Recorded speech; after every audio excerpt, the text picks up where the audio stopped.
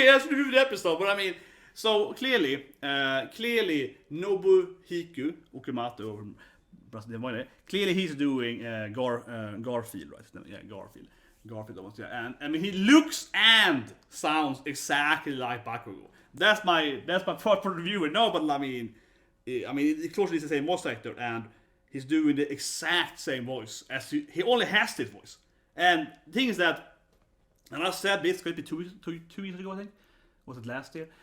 When he did Bakugo in season 3 or the end of season 2 of My Academia, I was like, this is the best performance this year. I seriously, I love his voice. That's why I like it too much. But I love his voice when he was doing this crying, angry voice as Bakugo.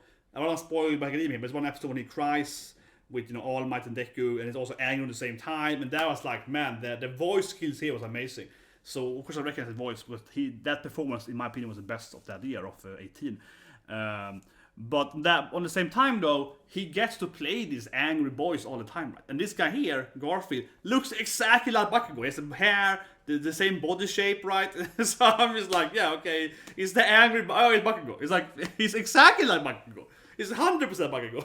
So, but I leave it at that, yeah. So new character is clearly a half beast man, and he sounds exactly and acts like Bakugo. It didn't help so much. But anyway, so yeah, let's talk about the Witch of Greed. And of course, Roosevelt is like, he's not that evil. It's just, that's misunderstanding. Of course, this image I love. They have the thumbnail right. I love this image here, where she looks all super evil. God damn it! By the way, why can I never get? Yeah, she looks super evil, right? Interesting character, and she definitely come off as less evil than I thought it would be. Well, Kun is not angry at all. Then Kun is angry. It's gonna sound like him. He only has one angry voice. But anyway, when she actually is kind of interesting because she looks super evil. I think they really made her, interesting in the evil sense of her being very smug evil. Right? It's like, take some tea, boy. Yes, some sip of tea. Yeah. Very like, kind of like this aristocratic, high noble evil. Yeah, sit down and talk to me. Very much that, right? A lot of smug evil smile. A lot of that like, smugness, right? Very smug and evil. That's interesting. And immediately, Roosevelt is like, don't call her Witch of Greed. She wasn't that bad. So it's like, And as I said last week, of course, I'm just theory crafting here, right? Being an anime only. But you see that the necklace thing, yes, it makes them get into there. This place, of course, is called her Witch Graveyard, and so on, right? And I said last week, I was like, is, Roosevelt giving the thing to Frederica so you can get in there, whatever. Basically, my point is that Roosevelt probably knows she's here, right? I was thinking, like, he has so much secret, right? Roosevelt is having so much secrets, and also with, Beatrice too, right? And I would be a very hard time seeing him not being aware that, it's her graveyard, and he talked to him. So, yes, I think he's fully aware. I think he's lying, or at least not saying all the information right to Subaru in the media. I think he has a lot of stuff he's not telling. But I actually loved it with her when Subaru is left. And so like, I don't want to go home. After she's all like, oh yeah. And then where is it? That was awesome. She's like, nah, I'd rather go talk to Amelia. Yeah, whatever. Can we just talk? Yeah, here we go. And she's like, no, please stay and listen to me. Here's it. I love this. She's like, no, please actually talk to me. Like, don't just leave me. And he's like, nope, I'm tired of you, woman. I only got one woman. I'm only love Amelia. Stop trying to seduce me with tea. Yeah, I love this moment because it's interesting, right? Because while Echnida, while she looks very evil and very, superior, very arrogant, and very like condescending, evil, like, oh, you can't hurt me at all, boy, yeah, and so on, right? Immediately, he's like, nope, my Amelia, and he kind of ignores her and leaves her, right? We see her like, no, please talk to me, please stay. So I like how she actually has that a very different personality than I thought she's gonna have, and. Of course, I already seen the memes in New York. People are like, oh, this is the new best girl, Ram is out, Echnida's in, she's the new best girl of season. But it's interesting because in this part here, she really comes off with a lot more, human personality traits, right? Yeah, like more, natural jealousy, a little, she wants to have fun, right? Entertain. Yeah, she she is much more of a character than just being some evil old witch that's like, I want to control the world, you know. Yeah, she has much more than just like a twirling evil character, right? So it's interesting, yeah. With witch factors. Yeah, that's a good point too. I had it last week when Beatrice was like the witch factor. I want to know the two, but of course Roosevelt is like, I'll tell you anything. Roosevelt never tells you anything, but where's the scene where she goes crazy? I was trying to set a meeting with Echidna. Yeah, it's the next scene is even better, where she's like doing these different hand motions. Yeah, I love this. He's like, please, someone, no, don't ignore me. Yeah, so yeah, it's interesting. I think it's very interesting that I'm guessing she's, well, maybe she's an evil. Maybe she's not even evil. Maybe she's actually just looks super evil all the time with her evil smile and so on. But that she's showing off this kind of behavior, right? So that's interesting. I mean, I think she is the, especially given the opening song, right? That she is the main antagonist of this season. But that being said, like I said in the opening review, I don't think that she is the main antagonist, right? We have, of course, Atala, and we have the other princesses, the whole, you know, how to fight this thing and so on, right? And yeah, so I think I don't think she's the, you know, the I very much doubt she's the final antagonist. She's this season's antagonist. Yeah, she's the current antagonist, right? But maybe she's gonna be an ally or something, right? She wants to ally up with Subaru. She's like, come on, Subaru, let's be friends. I can be your girlfriend. Yeah, you know. It's kind of like she's like, hey, come on. You really like that, you know, elf girl? What about me? Yeah, it's kind of like that, right? She kind of wants to be the best girl. The interesting part of it, definitely. And of course, she knows about all the, you know, the witches and talking about, you know, the other parts and so on. So I feel like she's more gonna join up with him. If he's more, that's the kind of my feel to it. Like she's like, hey, let's be best friends, and I can, you know, team up with Emilia, and we can fight the other people because of reasons. And then she probably will maybe betray them in the end. I don't know. And Roosevelt probably knows her, right? So I think it's a kind of weird alliance going on in the end, though. Like an unholy alliance. That would be how I feel at least. I'm surprised she didn't kill him though. When she did this, like, you know, very sensual licking thing, and she was like, I'm gonna lick my fingers. I can find the scene. I'm gonna lick my fingers and talk to you. And I was like, is she gonna kill him now with her saliva or something? Here we go. Yeah, she's like, see, this in here, I definitely thought she was gonna kill him, you know. She was gonna be like, and then like touch him with her saliva, with her, you know, getting on her finger and like slap him with her saliva, and they would kill him or something. But she just pushed him out instead. I was like, what's happening here? She's like, here's my, you know, greedy saliva. I was like, okay. So yeah, she's playing her agenda, right? But my guess definitely some kind of unholy pact, right? For a while, of course, and then she probably will try to betray them, right? Unless they betray her first or so on.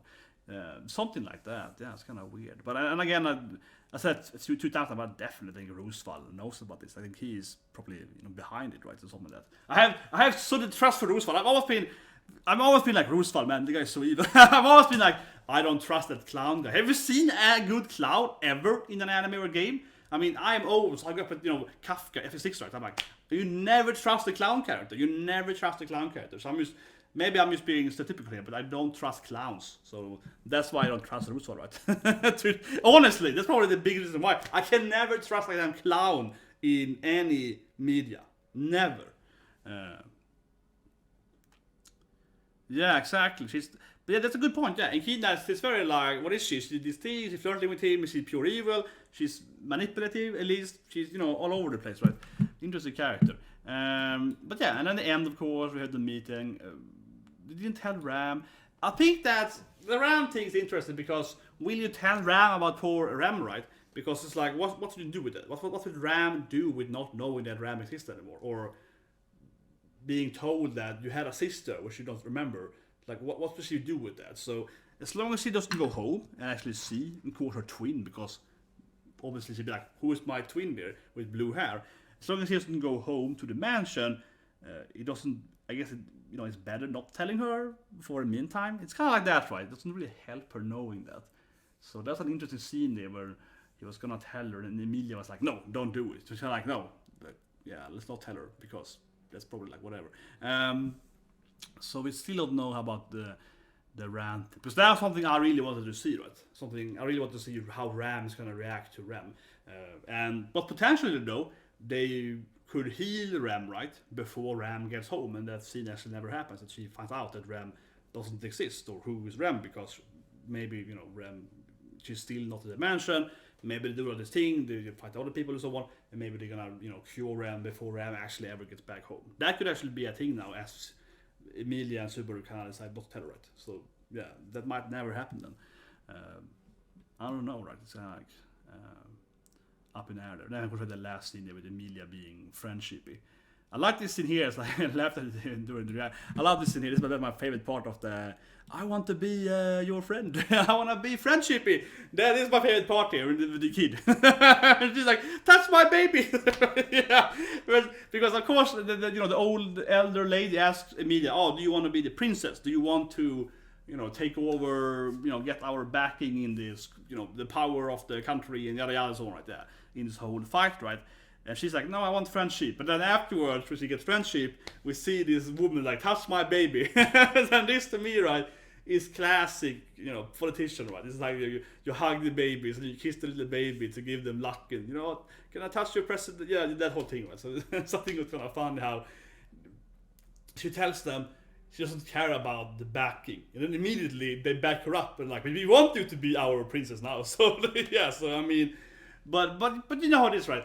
That's very classic in this kind of storytelling, right? Where you have someone that's like, "You just want our support for your whatever agenda you have," and the person's like, "No, I'm a good person," and they're like, "She's a good person," and of course immediately they do back her up anyway. So they kind of, by being a nice person, she gets their backing automatically, right? I mean, it makes sense, but it would be kind of funny if someone was like, maybe she's lying about being a nice person, just saying she's a nice person to get us to back her. Aha! But of course the media is just an innocent girl that no one ever trusts her, yeah. But that was a nice scene, of course. Emilia is like, "I can do it," and so on. And then it ends with, certainly right, ends with Subaru meeting his parents again. I mean, we saw his mom and dad, right, in the opening. So that was already hinted there in the opening, and then we kind of get to his father appearing in the last second. And his father is like a muscular guy that attacks him. Reminds me of Ichigo's dad in Bleach, when he always jumps in, and his dad is like, "Whoa, let's fight, son," or something. So I don't know, his dad is like, "Yeah, ninja attack in the morning," or something. I don't know, that kind of weird training, but that is gonna be interesting. I guess we're gonna see Subaru's parents next week there.